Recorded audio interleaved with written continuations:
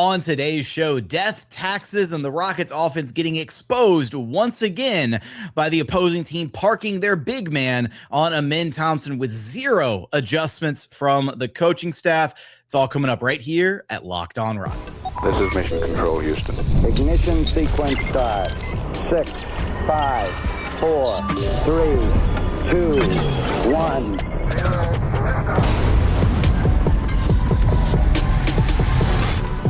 What is up, and welcome to another edition of Locked On Rockets, your daily podcast, home for everything Houston Rockets basketball, part of the Locked On Podcast Network, your team every day. Now the #1 sports podcast network. As always, I'm your host, Jackson Gatlin, native Houstonian and credentialed media member. Be sure to follow along wherever you listen to your podcasts or on YouTube. Just search Locked On Rockets. On today's show, we're talking about the Rockets' embarrassing 114-93 loss to the Celtics, their 5th home loss of the season. They got completely destroyed in this game. We'll pick it apart. We'll talk about what went wrong. And then a little bit later on in the program, we'll get into our trade deadline predictions, possible buyout candidates for this Rockets team, and more. So stick around for that as well, because it is NBA trade deadline day, Thursday, February 5th, final day for the Rockets to make any moves to potentially try to improve this roster, because whoo boy, this team needs, they need some help, but I don't know what help you can get to fix what we saw take place against the Celtics. As always, want to thank you so much for making Locked On Rockets part of your day every single day, whether it's on your way to work, on your lunch break, in the gym, after watching whatever it was that we were subjected to in this game. Look, it wasn't a pretty game from the jump, right? Very low scoring affair in the first quarter. 18-17 after one, Boston leading by 1 point after the first frame. Super clunky early on. Looked like both teams were playing in mud. But then the Celtics figured things out. They got multiple different guys that can hurt you, multiple different offensive weapons that were able to step up. And here's the rub, is the Celtics were the ones playing on the second night of a back-to-back. Rockets were playing on the first night of a back-to-back, and they looked like they were the ones with dead legs, tired, not in it, whatever. KD looked really rough for the first stretch that he was out there. He started the game, I think 1 for 6, maybe something along those lines. He finished with just 15 points on 4 of 11 shooting, coming back from the ankle injury. Did go perfect 7 of 7 at the free throw line. There was a point where it looked like he was kind of starting to heat up a little bit, but by then it was almost too little too late. And this is going to be the story for the Houston Rockets constantly. Every time they face a good team, the book is out on stopping the Rockets offensively. We've seen it with the Spurs. Now we've seen it with the Celtics, and we're going to continue to see it. Every good team, every team worth their salt is going to start parking their big on Amen Thompson and just destroying the entire Houston Rockets offense. Because the Rockets offense, as it currently stands, is essentially one of two things. It's give the ball to Kevin Durant, and maybe he runs a pick and roll, or it's a KD ISO for a bucket or an attempted bucket, or give the ball to Alperen Sengun. Maybe he runs some kind of action, but generally it's give the ball to Alperen Sengun and he ISOs at the top of the key or goes for a post-up isolation. Like, that's the Rockets offense 90% of the time when one of those two guys are on the floor. And in, I can't say back-to-back games now, but we've seen it in close enough proximity, right? With first the Spurs game, not even just first the Spurs game, because it's not the first time it's happened. It's just these two games, the Spurs game and now this game, are the times that it has been the most egregious. Watching the opposing team and the opposing coach just say, you know what? All right, we're just going to park Wemby on Amen Thompson. We're going to park Neemias Queta on Amen Thompson, and we're just going to let our big roam, and we're going to let them blow up every action, and we're going to let them close down passing lanes and disrupt the entire flow of the Rockets offense with absolutely zero repercussions. And that's exactly what happened in this game. The Rockets offense felt disjointed, at best. And it completely fell apart. And here's the rub, is just like against the Spurs, although that one we saw at least, a quarter and a half ish, maybe half a game of decent basketball before the Spurs made their adjustment mid game. Joe Mazzulla came out of the gate swinging in this one, and Rockets still didn't have an answer for it. There hasn't been an adjustment from the coaching staff to figure out, okay, how do we counteract teams trying to neutralize Amen Thompson by parking their big man on him, right? And we've seen it historically. We've seen it against players like Rajon Rondo. We've seen it against Russell Westbrook. We've seen it against Draymond Green. We've seen it against Ben Simmons. We've seen it against players that, all throughout the last, 5, 10, 15, 20 years, right? Different non-shooters who still find a way to impact the game at such a high level, but it's ultimately up to the coaching staffs of these teams and of these players to be able to adjust accordingly and figure out ways for them to not essentially be such an Achilles heel to their teams offensively because of their lack of shooting. And what's really funny is Amen Thompson actually in this game, of the only 3 shots that Amen Thompson hit in this game, 2 of them were essentially threes. He had a toe on the line for one of them, and then he actually did hit a 3 later in the game. So effectively, one of them didn't count, but we can call it he went 2 for 3 from 3-point range in this game. And that's not exactly the best answer, because it's basically a win for the defense. I mean, how many times have we watched Ime Udoka park Alperen Sengun on, I don't know, Josh Giddey or Dyson Daniels or whatever other non-shooter you can think of? And so Ime's brought out this exact playbook. So for a coach to be on the receiving end of a defensive scheme that he has thrown out countless other times to try and shut down an opposing team, and to not have a counter for it, to not have a response, to not figure out something to do differently.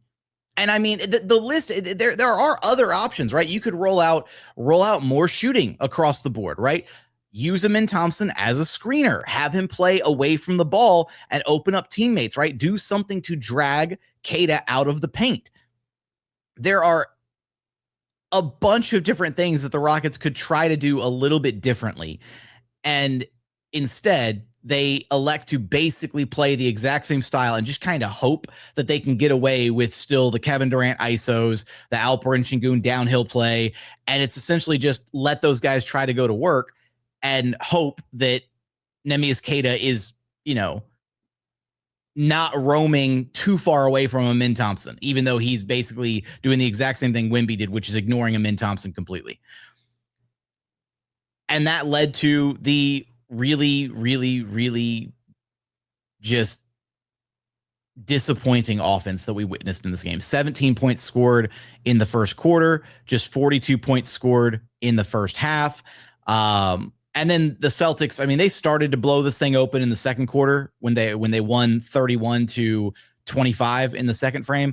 But that third quarter was frankly absurd. At one point, the Rockets for the entire game had hit 7 3-pointers, and the Celtics alone in the third quarter had hit 7 3-pointers.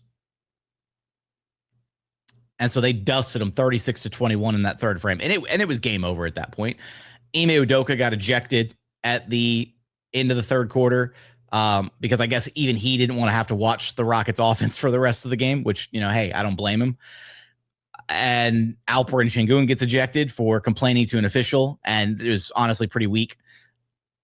I mean, unless he said the magic words to the official, I don't know what he did to ultimately get ejected from this one.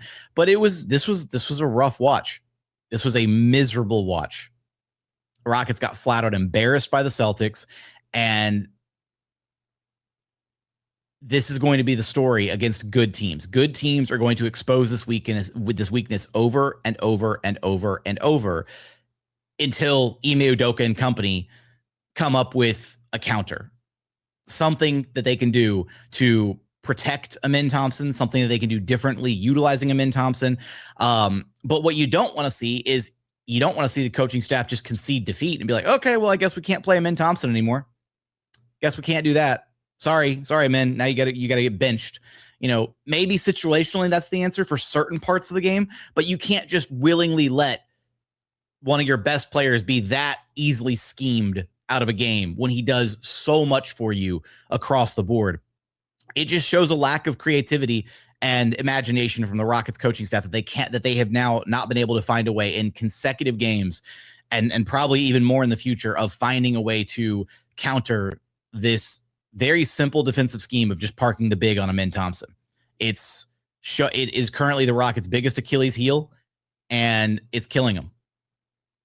Something needs to give. Something needs to change. The coaching staff's got to figure something out for this problem to eventually go away. Coming up, do want to talk about kind of the overarching issue with this Rockets team and the lack of an offensive identity that has been further exposed with no Fred VanVleet, no Steven Adams. We're going to talk about that here in just one moment. First, today's episode is brought to you by Indeed. Hiring isn't just about finding someone willing to take the job. It's about finding the right person with the right background who can actually help your business move forward. And if you want candidates who match what you're looking for, Indeed sponsored jobs is the move. Because instead of hoping the right person stumbles across your post, Indeed helps you match with quality candidates by boosting your job listing to the people who fit your specific criteria like skills, certifications, and location. If you're hiring, you don't just want someone who can help. You want someone with real experience who can jump right into the job. That's the great thing about Indeed. You can get specific and target exactly what you need. And here's a stat that says it all. In the minute that I've been talking to you, companies like yours have made 27 hires on Indeed, according to Indeed data worldwide. So if you're hiring, spend less time searching and more time interviewing candidates who check all your boxes with Indeed sponsored jobs. Listeners of our show will get a $75 sponsored job credit to help get your job the premium status it deserves at Indeed.com/podcast. That's Indeed.com/podcast. Terms and conditions apply. Hiring, do it the right way with Indeed. Today's episode is also brought to you by TurboTax. Tax season doesn't have to take over your life. This year, TurboTax is making it easier than ever to just hand things off and move on with your day. With TurboTax full service, you can have your taxes done for you by a trusted local expert, start to finish, without the stress or the guesswork. Instead of spending hours trying to figure out forms, you can meet with a local TurboTax expert in person or connect online. They handle everything from W-2s to self-employed forms and work to get you every deduction possible. And for a limited time, you can have your taxes done by a local TurboTax expert for just $150 all in if a TurboTax expert didn't file for you last year. Just file by February 28th. Take taxes off of your plate and get back to your life. Visit TurboTax.com/local to book your appointment today. And continuing on here at Locked On Rockets, your daily podcast home for everything Houston Rockets basketball. The NBA trade deadline is here. The day is upon us. And we want to give you a free month of our new Everydayer Club to help you get through the action. If you need a group chat to keep up with chaos, join ours. The Everydayer Club gets you access to our group chat on Discord just for Rockets fans, plus national chats where you can hang out with other fans from across the NBA. You'll also get ad-free versions of this show. And if you sign up by the trade deadline on February 5th, you can use code DEADLINE to get your first month free. Tap the link in the show notes to learn more. Here's where I come away with this Rockets team as it's presently set up.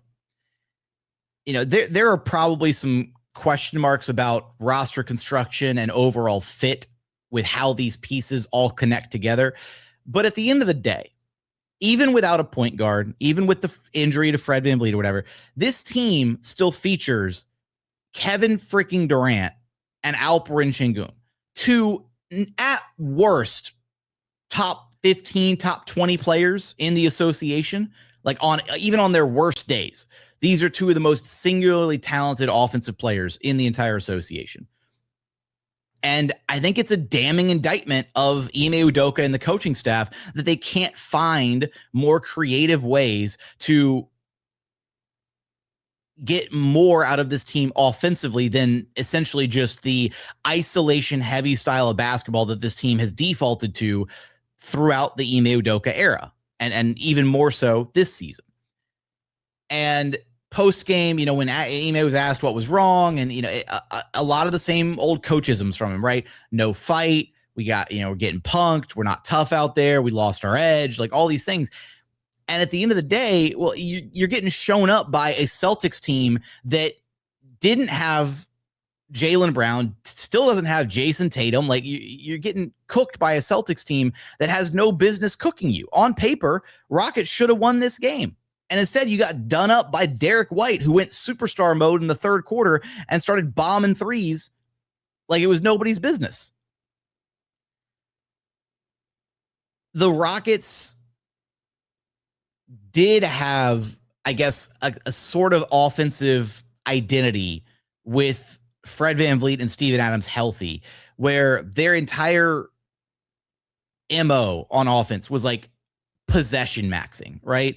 Where it started when they brought in Fred VanVleet a couple of years ago, where they would limit turnovers and try to generate like the highest quality possible possessions, right? Where generally with Fred on the floor, you got a decent look every time down, right? Like there weren't all these possessions of sloppy turnovers or really disjointed, clunky offense where they had to resort to so much ISO ball. You did get a little bit more ball movement, things of that nature, right? So Fred VanVleet lends himself to that.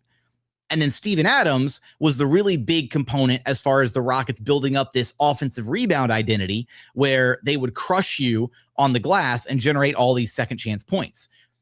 But with no Steven Adams anymore, Clint Capela is still a decent offensive rebounder. He's good, but he's not in the same category as Steven Adams. And by losing those two guys, by losing Fred VanVleet and by losing Steven Adams, the Rockets have lost, I guess, arguably the two most important pieces to this supposed offensive identity of like maximizing their possessions. And now they can't cheese their way through a game offensively, because that's essentially what the Rockets have done. If you go and look at their points per play in the half court, they rank 21st in the NBA. They are a bottom 10 offense in points per play in the half court.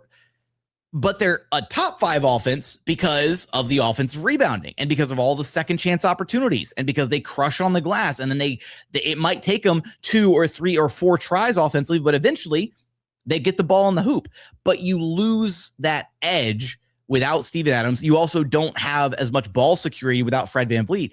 And the inability of this Rockets coaching staff to adjust in what seems like any capacity to accommodate the fact that you no longer have that point guard who is not turnover prone, who takes care of the basketball, to adjust to not having big, beefy Steven Adams to throw down there and just absolutely terrorize teams on the glass for 20 to 30 minutes a night. This Rockets team doesn't have a fallback or a different offensive identity to turn to. Like, it was a lot of smoke and mirrors that had the Rockets painted as a top 5 offense. This team really feels like the fakest top 5 offense that I've ever witnessed. Like, it does not, the eye test when watching this team play offense screams bottom 10 offense. And that's what the stats say, right? Their half court offense is actually bottom 10 in the NBA, and it's exclusively propped up by offensive rebounding, being the best offensive rebounding team in the NBA. And you know what the Celtics did? They beat the Rockets at their own game. They got 20 offensive rebounds in this one. 20 offensive rebounds to the tune of 27 second chance points. Beat the Rockets 27-15 in second chance points, plus 12 for the Celtics there. There wasn't much transition at all in this game. Just 8-5 in fast break points in favor of the Celtics. They still won that category. But the Celtics somehow managed to simultaneously beat the Rockets on the offensive glass, but also have every guy back in transition and refuse to give the Rockets any transition scoring opportunities. They did both. Usually it's one or the other. Usually, like, it's okay, we're going to attack the offensive glass, but we might be susceptible to transition point. Celtics did both. And not only did they do both of those things, they killed the Rockets at the 3-point line. Flat out killed them. What's funny is both teams shot 37% from downtown. Both teams shot 37% from beyond the arc. Rockets, 11 of 30. Celtics, 19 of 51. They were a plus 24 at the 3-point line in this game. I miss the days when the Rockets, pardon me. I miss the days when the Rockets were at the forefront of the analytics movement and prioritizing high quality shots.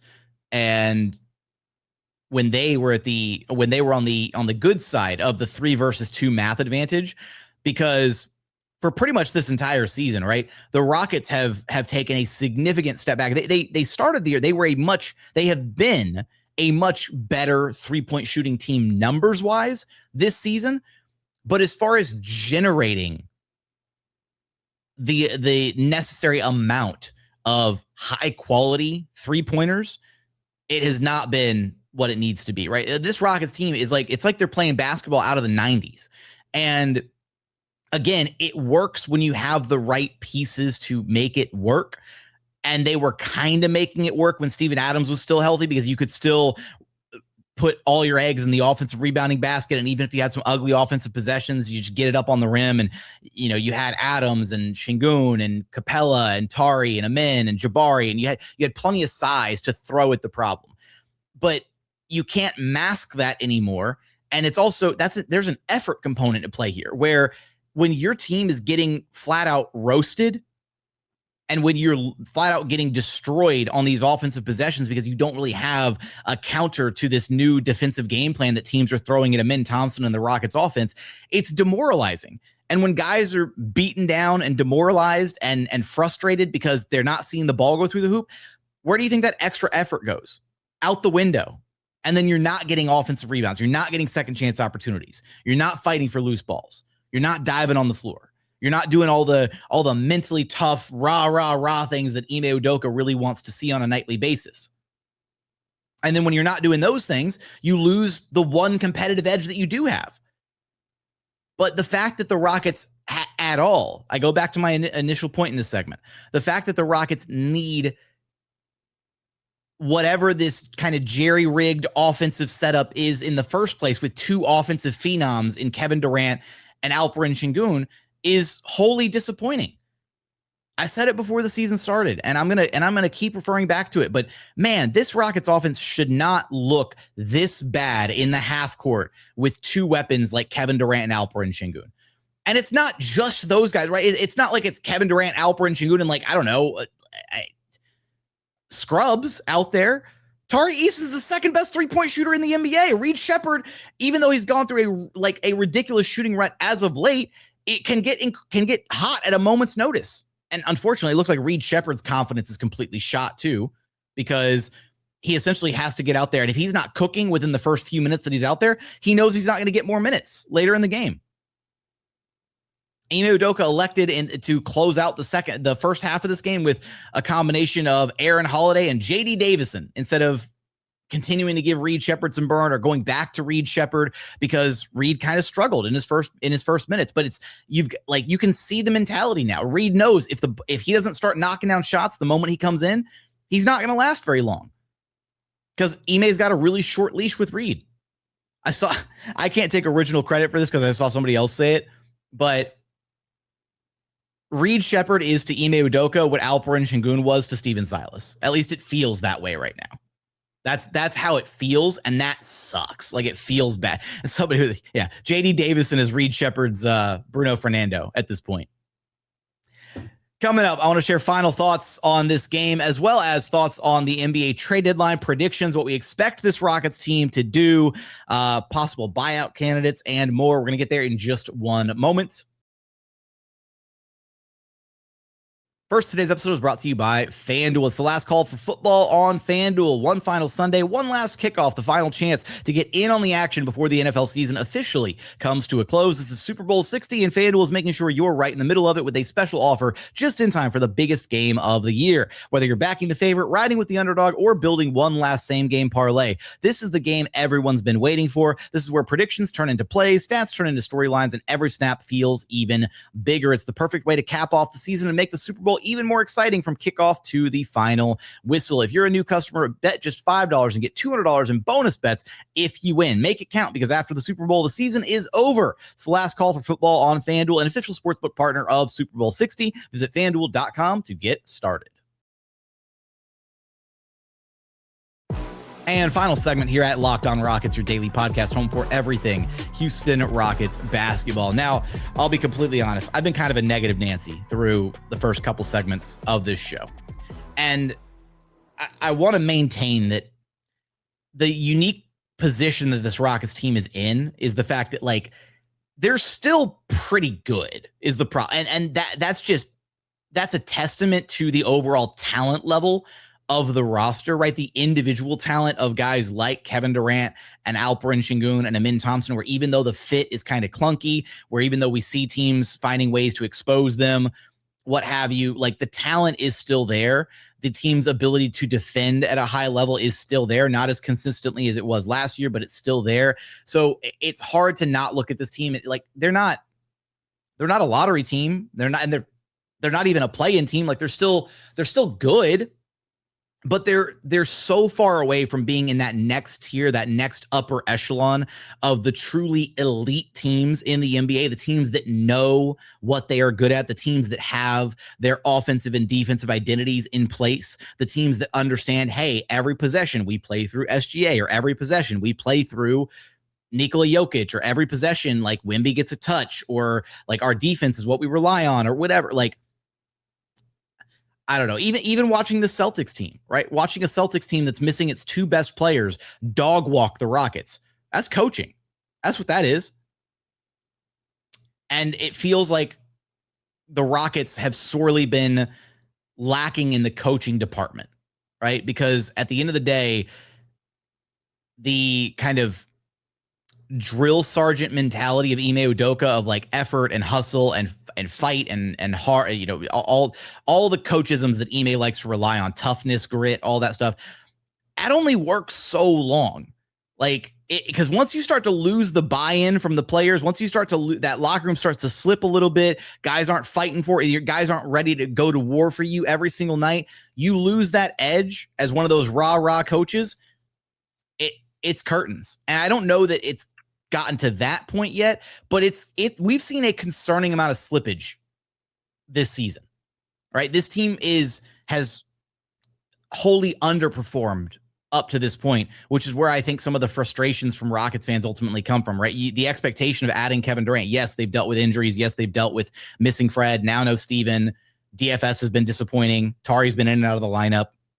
Like, there has been adversity, but I mean, I feel like there are other coaches potentially in the NBA where if you gave them Kevin Durant and Alperen Sengun as two of your best offensive weapons, they'd find a way to put together an offense that was better than 21st in the NBA in half-court offensive possessions. That's all I'm saying. As far as the NBA trade deadline goes, and this is the irony of this whole situation, is the Rockets and kind of their pardon me. I don't know why I'm coughing so much. This is terrible.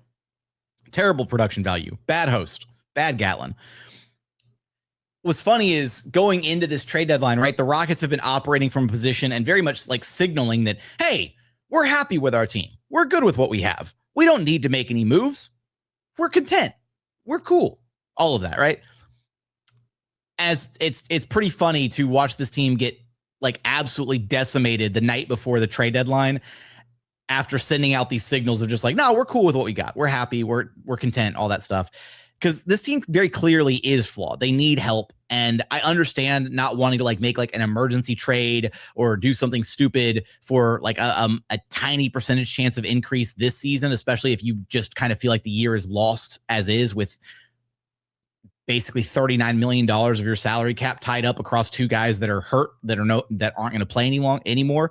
But I brought up these thoughts when we talked about them in our trade deadline preview roundtable with Ben Dubose and Brandon Scott. It's like, well, you know, what are Fred and Steven Adams even going to look like when they come back from injury, right? There is zero guarantee that they are the same level of impactful players when they return from their respective injuries. And so the Rockets are kind of caught between a rock and a hard place of having those contracts tied up. Fred's implied no trade clause. You know, DFS has looked disappointing this season. He was supposed to be your Dylan Brooks replacement from the offseason. You know, there's still a chance that if DFS can finally get his legs under him, then, you know, there's an opportunity there. But I'm not holding my breath on that front. And I guess it just gives the Rockets an opportunity, if they don't make a move at the deadline, to then revisit this roster in the offseason and figure out where the holes are, figure out what they need to plug up, what they need to do differently. But it also feels like it feels frustrating and kind of disrespectful in a way to waste a Kevin Durant season where he's playing as well as he's played this game against the Celtics, notwithstanding, because he struggled in this one. But to waste a season where Kevin Durant is playing this well. So, because I know that KD doesn't exactly show signs of slowing down, but he's 37, right? How many more of these types of season does he truly have? And I get that the Rockets are still I guess a quote unquote young team with their core five, if you will, but the core five has some serious question marks about it moving forward, right? Alperen Sengun is certified, and Amen Thompson is certified. Jabari and Tari are likely just high-end role players, if that, right? Depending on like consistency for these guys, health for Tari, consistency for Jabari. And then Reed Sheppard is still a major question mark. There's flashes there, and it looks like he could be something one day, but he hasn't really been embraced fully by Ime Udoka yet. In a game where the Rockets desperately needed like 3-point shooting, and I don't know, some of it's confidence, but it's also like I don't exactly see great actions being drawn up for Reed Sheppard to be moving off the ball to get to his 3-ball, or it's just, hey, here's some high pick and roll, and now the book is out on Reed Sheppard. It's just put a little bit of ball pressure on him, fight over screens, and make him a little bit uncomfortable, and it's going to mess with him a little bit, instead of having, Reed Sheppard should be running off like 30 pin downs a game into catch and shoot threes on the perimeter, and they're not doing that. I don't know that any trade would really fix this team's problems this season. They would help. It would help mask some of the problems. Kobe White would have given them another offensive weapon to rely on. There's shout out to good friend of the program, Beema Thug, who is pushing for Ayo Dosunmu from the Bulls as well, in a salary shedding move to get the Rockets under the tax line for this season by trading, I believe his suggestion was Jeff Green and DFS for Ayo Dosunmu or something to that effect. So like maybe something there, but I'll be honest, I don't think the Rockets are doing anything at the deadline. I don't think we're going to hear a peep out of them. And the only way for this roster to get some additional help this season is going to be to peruse the buyout market and see what's available out there. And a couple of the early candidates to potentially be on the buyout market that the Rockets might be able to take a look at would be Mike Conley. Although Mike Conley got traded once from the Timberwolves and then got traded again to the Hornets, which means that if the Hornets do waive him, he has the right to re-sign with Minnesota. And there's already an interview of Anthony Edwards basically saying, like, we want you back, Mike. Come back, please. So maybe that's a conversation that the Minnesota front office had with Mike, where they're like, hey, we're going to send you to Chicago. They're going to repackage you in another deal. And then that team's probably going to buy you out. We'll bring you back once you're bought out. So Mike Conley might have already had an under the table agreement to return to Minnesota, maybe. So, but Mike Conley would provide the Rockets with some much needed ball handling, some security, ability to get in and out of their offense a little bit better, take some pressure off of KD and Sengun. But Mike Conley's also very old and very long, very, very washed at this point. Like he can still be a contributor selectively, I guess, but if you're pinning all your hopes on Mike Conley, that's not a great look. And the other interesting name here would be actually Lonzo Ball. Lonzo's another name expected to be bought out. Hasn't happened yet, but an expected buyout for Lonzo Ball. And that could be an interesting name. And he's a guy that he fits the Ime Udoka mold. He's big, he's 6'7", he can defend, can handle the rock, can play make, can facilitate, but he hasn't shot the ball consistently well for about 3 or 4 years.